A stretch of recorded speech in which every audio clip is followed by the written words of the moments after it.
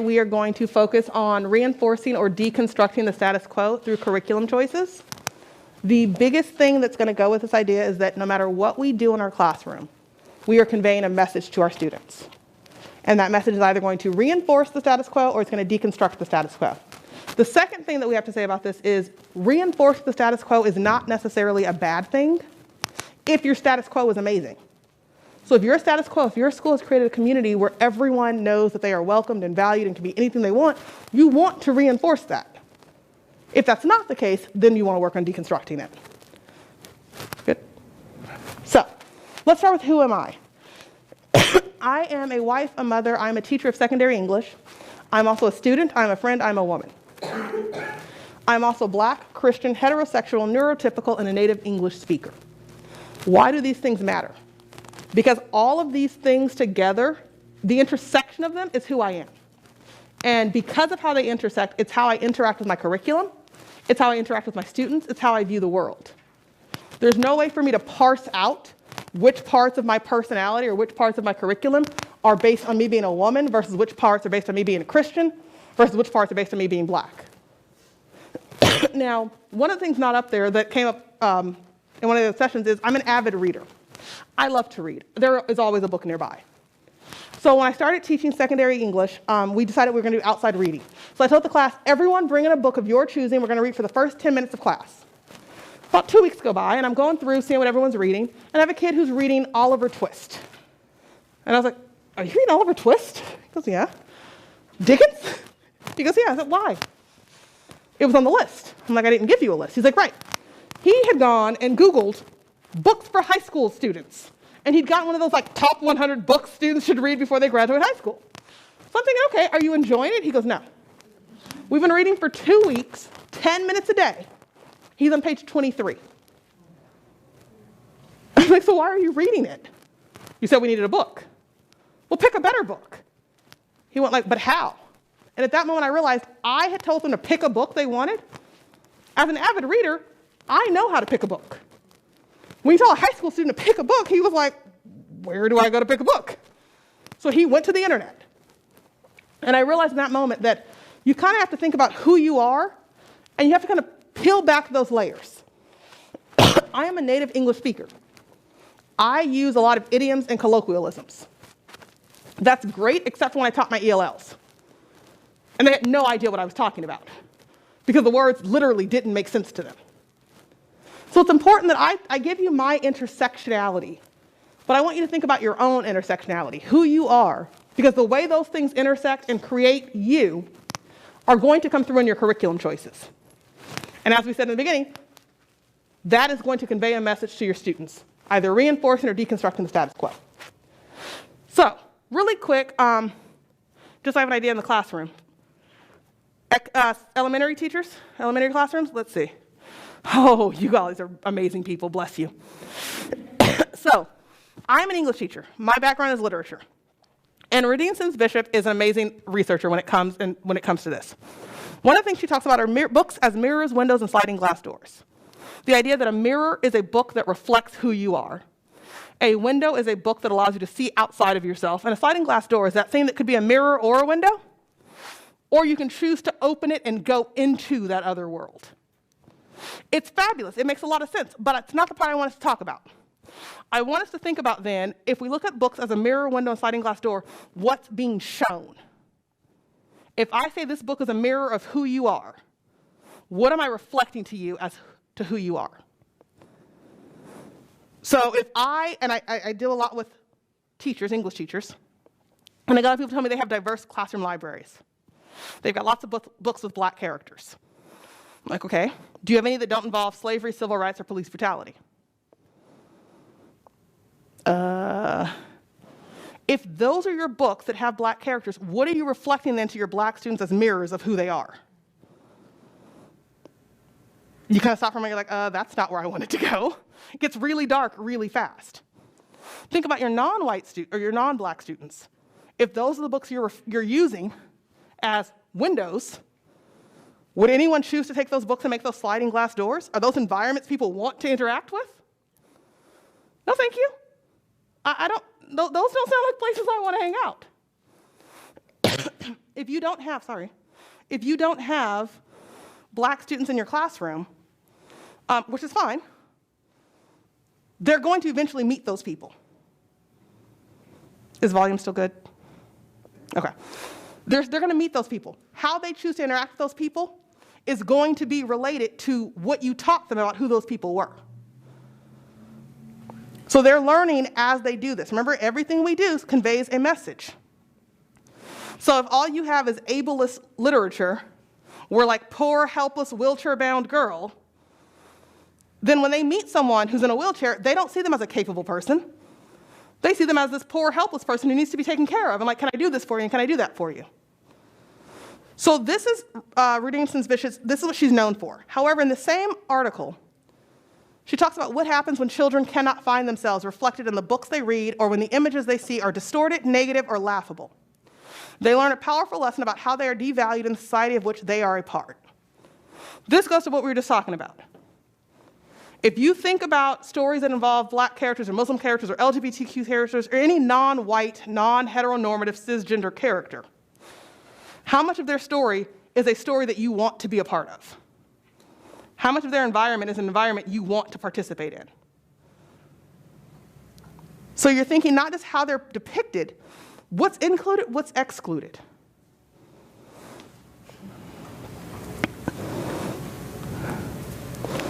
So a person's identity comes together through the recognition, misrecognition, or absence of recognition of the self by others, particularly in the dominant culture. This is important. How you view yourself is not so much about you. It's more so about your recognition, misrecognition, or absence of recognition of yourself by others. So a lot of you said you were elementary people. Yes. So what voices are represented, whose voices are centered, and whose voices are excluded? I want you to think about your science curriculum right now for my elementary people. Do you have non-white, non-male people in your science curriculum? So if you're a Latinx girl in your class right now, can I be a scientist? Yes. For my pre-K class, we specifically found Cece, which is like a book series, and she goes through different STEM ones, and she is an African-American. See, this is why I love you. How many of you are like, I don't have that in my curriculum, how'd you find that? And how many of you made a note to know, like, hey, when we get out of here, I gotta find out what she's talking about. So now I'm gonna push on that, because you're right, you've got something. Is her voice, so that voice represented, is it centered or is it excluded? So it's represented, are you centering it? We made it a focus because for us, we had to do the representation of females in particular for STEM. For like Nevada Ready, they wanted to have like an inclusion of everything, but focus on the females. So you have it specifically because of Nevada Ready with the requirement of a focus on females in STEM. Yes. But we like the story too. Right, but no. There's nothing, let me be very clear. There's nothing wrong with what you said. Like, when we do this, there's not a right or wrong. It's a matter of, like, anything is better than nothing. You're making an effort. For most people, and I will admit this is the first time anyone has had a non-white male example for science. Yes? I will add that in, like, 2022, there are more kids for kindergarten-based books. There's a whole book series on, like, different kids at home and how they're re-engaging, and they compare it to like other scientists so they can break it down. So there is a lot of literature out. Like we were able to find a lot of stuff. So, I want to address that a little bit for a couple of reasons. There is a lot more literature out. But I also don't want to fall into the trap of, well, these things just didn't exist before. Like there's a balance there. If you're an elementary person and you're doing social studies, does your inclusion of non-white members of history go beyond a Civil Rights Act? Because I'd be willing to bet that you've got a bunch of amazing white people who did great things in history. That's that idea when we talk about voices that are represented, voices that are centered, and we talk about pushing against that status quo. We are bombarded with the negative representation of a lot of things, be it race or gender. How are you pushing against that? Or are you reinforcing that if, see, these people take and take and take, but they didn't do anything. Yes, ma'am. You may. I also teach women's studies, and I saw the connection here because we're also going to be talking about best practices to engage our students. So I asked that same question: how many women scientists do we have? And so we did a little experiment for pushing back. My students were shocked to learn that a lot of the inventions or a lot of the things that are attributed to white scientists were actually either invented by women or women of color. And they were just shocked. And that is something that history doesn't teach us, but it is a way that we can push back. We need to find creative ways to notice what voices are not represented. Who do we not see ourselves? And is it because we're not good scientists, or because the systems have somehow? Such a valid point. And when you're thinking about these things, you have to look at the history of things. You've got to go back and figure out why. Well, you got to look at the time period. If this development was made in 1704, it's got to go to a white man. Like, there's no other option. So let's do a little research there. Let's do a little pulling and pushing there. So it's important, again, that, like I said, that we think not just are they represented, but what's centered. Just because you bring something out for Asian Pacific Islander Week, well, I had it represented as an add-on. You know, you don't get nearly as much shrimp when you add them to the meal as you do when you order the shrimp dinner. You know, you're conveying meaning. These aren't important to learn regularly. They're important to learn during these special times. So the gift of second sight. Du Bois talks about the gift of second sight, and he's idea that non-dominant members of society are required to know their own culture and norms, and they're required to know all of societies, dominant culture, societies, and norms. So I've been telling the story of taking my kids out to dinner, and my husband and I are having a conversation, and the kids are sitting there, and they're doing whatever they're doing, and out of nowhere, we hear, bah, bah, bah. We're like, what the hell is that? And I look at my kids, I'm like, what's going on? And they both look like, why are we in trouble? And at that moment, I realized they're playing Sweet Caroline in the restaurant. Now, my question is, how did my 6-year-old figure out the bop, bop, bop part of Sweet Caroline? Now, here's the funny thing. Some of you are like, oh, I totally get that. That makes a ton of sense. I know nothing about this song except for that part. I couldn't sing a line to save my life. Now, it's beyond that, though. What information or experiences are students expected to have? How much of your classroom runs off of cultural norms and cultural pop culture references and colloquialisms and idioms that you're expecting a student to know in order to participate, in order to transition to the next thing? So what happens if a kid doesn't know that information? How do they participate? My son, his 5th grade teacher is a Friends fanatic.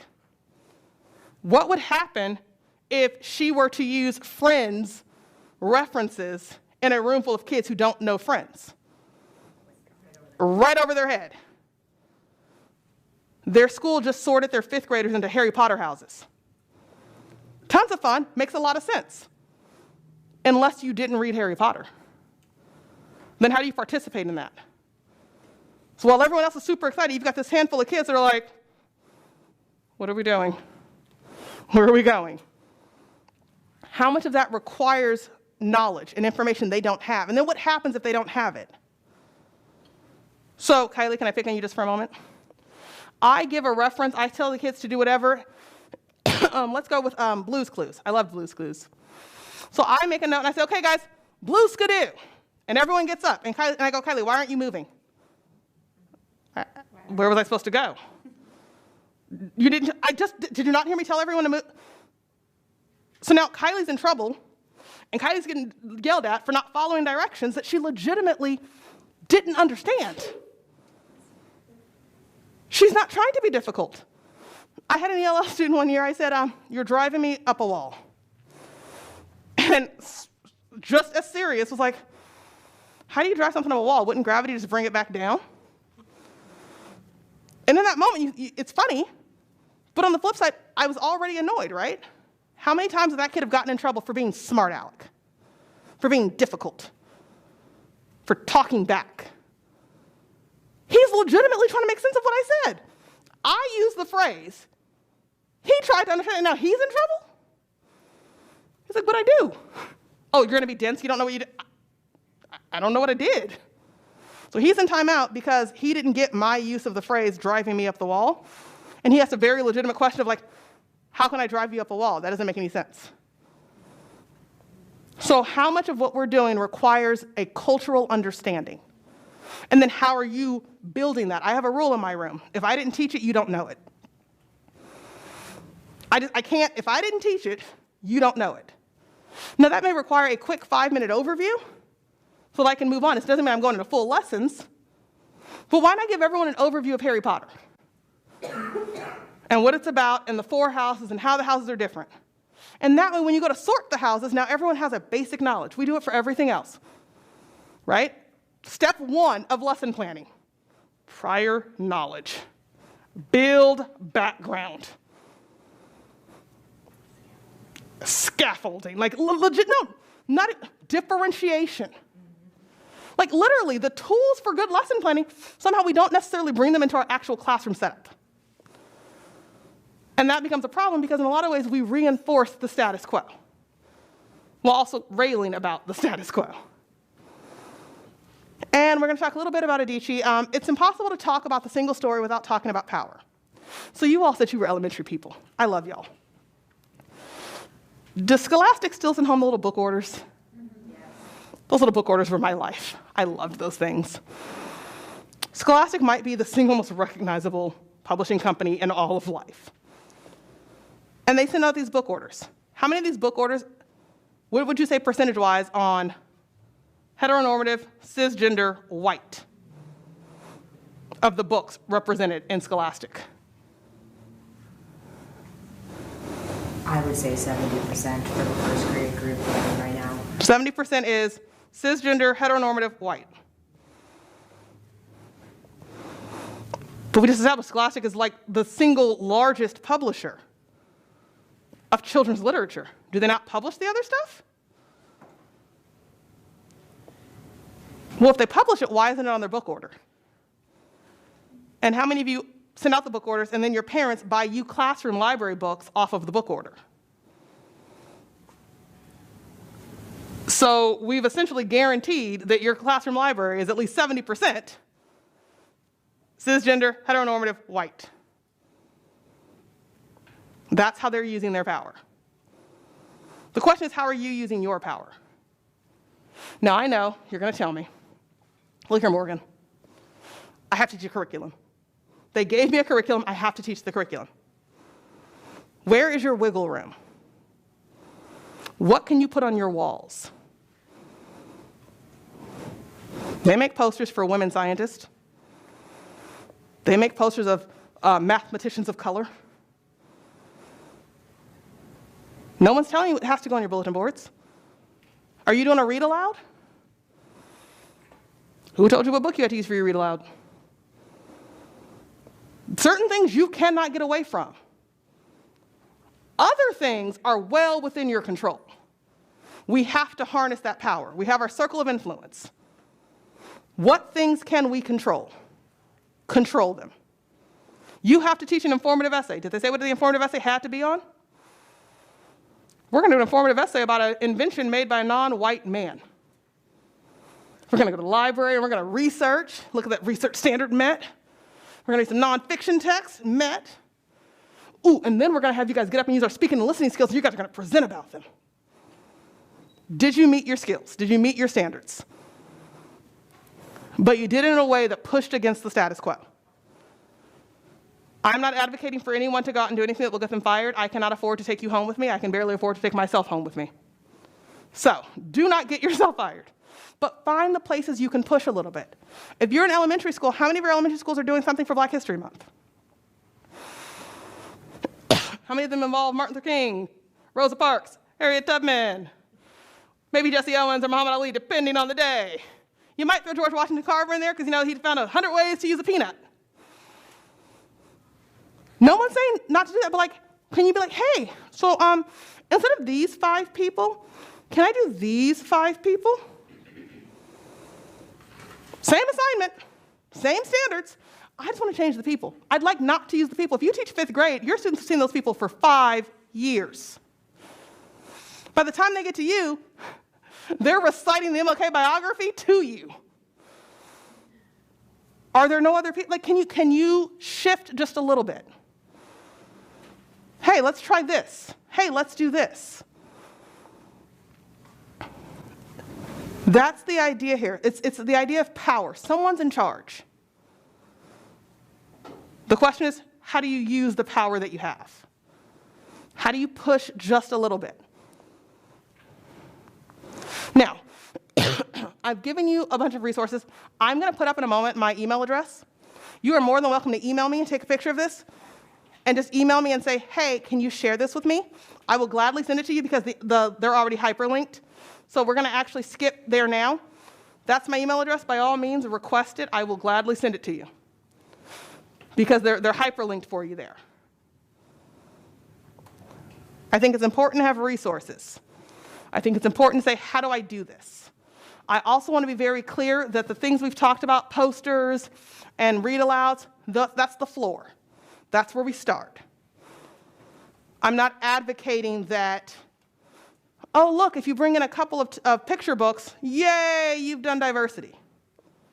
Like, diversity is an ongoing thing because the status quo is going to shift. And as the status quo shifts, you're going to have to shift with what you're reinforcing or what you're deconstructing. We've seen a lot of stories come out. I'm going to go back to a slide here. I don't know which one, this one. As an English teacher, secondary English specifically, we talk a lot about representation. I, 9 times out of 10, can tell you exactly what stories a teacher has in their classroom library based on the demographic. And if I can't get the title exactly right, I can tell you the plot of the story. I can tell you that if you are a person who's got an LGBTQ story in your library, specifically secondary, it is a coming out story about a person who has been disowned by their family for their life choices, who is now going through and finding their found family. I can tell you that if you are a secondary teacher with Muslim characters in your stories, it centers around a holiday, or it is the to wear a hijab, to not wear a hijab, I want to fit in, but it's my culture, and what do I do story. Like, that's the thing about it. So we have to go beyond that when we're thinking about it. That's that idea of pushing back. When we say the status quo changes, it's become very popular to use diverse books. Are they truly diverse? Are they very homogeneous diversity?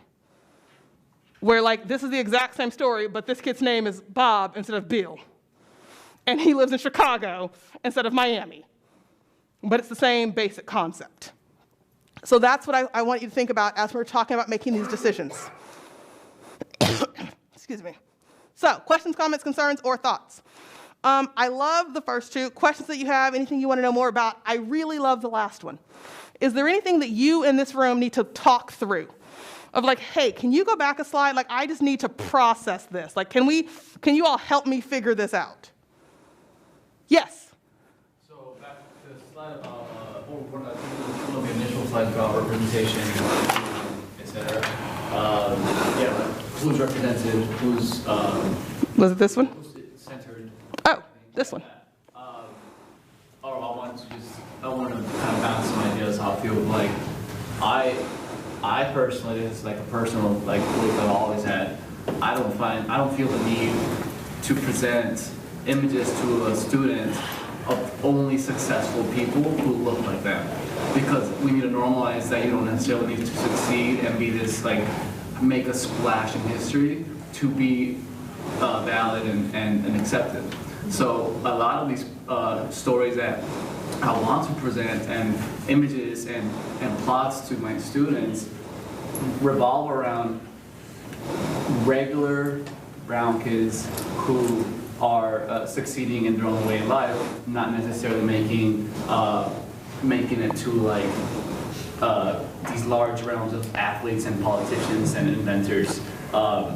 Yes. So yeah, that's just kind of, what do you think about it? I think that you're not wrong, but I think you misstated what you said. you show a variety of success. It's not that you don't want to show successful people. It's not that you don't want to show them successful people that look like them. It's that you're broadening the view of what success looks like. Like, you're not saying like, oh, look, let me show you these people who are slumming it. You're just like, let me show you people who are doing a variety of things.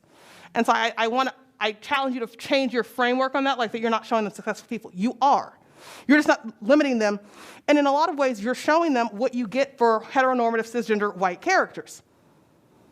That idea that like success isn't earth-shattering. It can just be a story about a brown character who does X, Y, and Z and goes home happy tonight. Well, in a way, I mean, our idea of success and how we have, the hegemonic idea of success is very much white-centered, capitalistic, and it's like jaded at this point, you know? Yes. Your deconstruction of success is your deconstruction of success. Yes. You know? Because white kids see that. Like, that's what you're doing is you're even in a playing field of like, you don't have to be this. You're even in a playing field of like a non-white person. Just see a story of the person looks like them who lives their everyday life. So long as you don't go so far into realistic that like, you want to balance, like we see the negative enough in the news and social, like, so long as you're going like realistic, but like not, I call it trauma porn. Like, so long as we're not going down that rabbit hole of like identity trauma, but I think you're absolutely right. Like, you want to broaden that view of what success looks like. You may not be a Nobel Prize winner, but you could do this and this, and look, they've got a nice little relationship, and they're going to college. Yay! Like, you're deconstructing what success looks like, and I think that goes back to, I can't want to be something I don't know exists. So in a lot of ways, you're showing that, like, hey, this is a world that exists where you could just go to college and frolic on a college campus and, like, take up basket weaving. Right. I think just on my last point, we're like back to the framework and curriculum that we have to operate within. It's so obsessive over, like, competitive, again, like, citizens with STEM in mind. You know what I mean? Wealthy, successful kids with resources. They're not even competing in this framework of STEM. They're competing in STEAM because they can afford to add an art component to that. Mm-hmm. You know? To kind of just hone in these whatever. I mean, that's just what I want to say. You are broadening the views, and honestly, that's exactly what we're talking about. Is you're not. We get into what like I said, homogenous diversity. It appears diverse, but really it's not. You are broadening what that looks like, and you are really showing realistic views, not just for the people who look like that, but as a window and as a sliding glass door of like, you can't just say that if a person doesn't go to Harvard or doesn't become an NBA star, that that person isn't successful. Because we don't necessarily hold that same rule for heteronormative, you know. It's the concept of, and I heard it the other day, person was talking about LGBTQ stories, and the idea of like, I don't want to write a story that has to teach a lesson. I just want it to be a story people enjoy. And a lot of times when you get cisgender, heteronormative, non-white, white, those stories just exist. But if you start going away from that, like what's the moral? What's the lesson you learn from it? Or I just read it and it was a fun story. And I was like, oh my God, those are cool people. I want to be their friends. And I think that's what you're doing for your students, and I think that's a beautiful way to think about it. Our time is up, so I've been told. Are there any other lingering last-minute questions, comments, concerns? You have my email address, so you're more than welcome to send it later. No? All right, thank you kindly. It has been my pleasure.